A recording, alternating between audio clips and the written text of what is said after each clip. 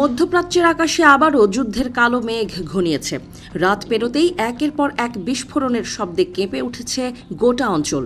মিসাইলের আগুনে লাল হয়ে উঠেছে আকাশ, আর সেই আগুনের কেন্দ্রবিন্দুতে এখন ইরান ও ইসরায়েলের সংঘাত।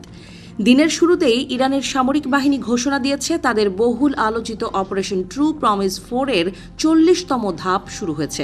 এবারের অভিযানের রণধ্বনি রাখা হয়েছে ইয়া আমির আল মুমিনিন। ইরানি বাহিনীর দাবি, এটি শুধু একটি সাধারণ হামলা নয়, বরং পরিকল্পিত ও সমন্বিত সামরিক অভিযান। তেহরানের পক্ষ থেকে বলা হয়েছে, এই হামলায় লেবাননের প্রতিরোধ যোদ্ধাদের সঙ্গে ঘনিষ্ঠ সমন্বয় করা হয়েছে। দুই দিক থেকে একযোগে আঘাত হানার মাধ্যমে ইসরায়েলকে চাপে ফেলাই এই অভিযানের মূল লক্ষ্য।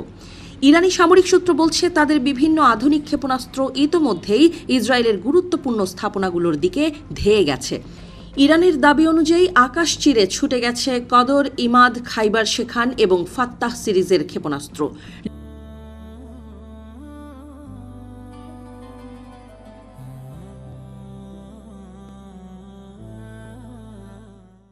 লক্ষ্য হিসেবে বেছে নেওয়া হয়েছে তেল আবিব, আল কুদস এবং হাইফা শহরের অন্তত 50টি গুরুত্বপূর্ণ স্থাপনা। ইরানি বাহিনী বলছে, এসব মিসাইল অত্যাধুনিক প্রযুক্তিতে তৈরি এবং এগুলো ইসরায়েলের আকাশ প্রতিরক্ষা ব্যবস্থাকেও বড় চ্যালেঞ্জের মুখে ফেলেছে। তবে সংঘাত কেবল ইসরায়েলের ভেতরেই সীমাবদ্ধ থাকেনি বলে দাবি করছে তেহরান। ইরানের সামরিক সূত্র জানিয়েছে, মধ্যপ্রাচ্যে যুক্তরাষ্ট্রের সামরিক উপস্থিতিকেও লক্ষ্যবস্তু করা হয়েছে। জর্ডানের আল আজরাক এবং সৌদি আরবের আল খার্জ বিমান ঘাঁটিতে ক্ষেপণাস্ত্র হামলার খবরও ইরানের পক্ষ থেকে নিশ্চিত করা হয়েছে। তাদের ভাষ্য, মধ্যপ্রাচ্যে মার্কিন সামরিক প্রভাব কমিয়ে আনতেই এই কৌশলগত হামলা চালানো হয়েছে। এদিকে উত্তর দিক থেকে ইসরায়েলের ওপর চাপ বাড়িয়েছে লেবাননের সশস্ত্র গোষ্ঠীগুলো। তাদের নতুন সামরিক অভিযান অপারেশন ডিভাউর্ড স্ট্র এর আওতায় উত্তরাঞ্চলীয় সীমান্ত লক্ষ্য করে শতাধিক রকেট নিক্ষেপ করা হয়েছে বলে দাবি করা হয়েছে।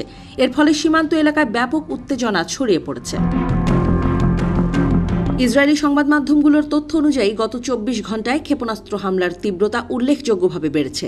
বিভিন্ন শহরে সাইরেন বেজে ওঠার সঙ্গে সঙ্গে মানুষ নিরাপদ আশ্রয়ের খোঁজে ছুটছে বাংকারের দিকে।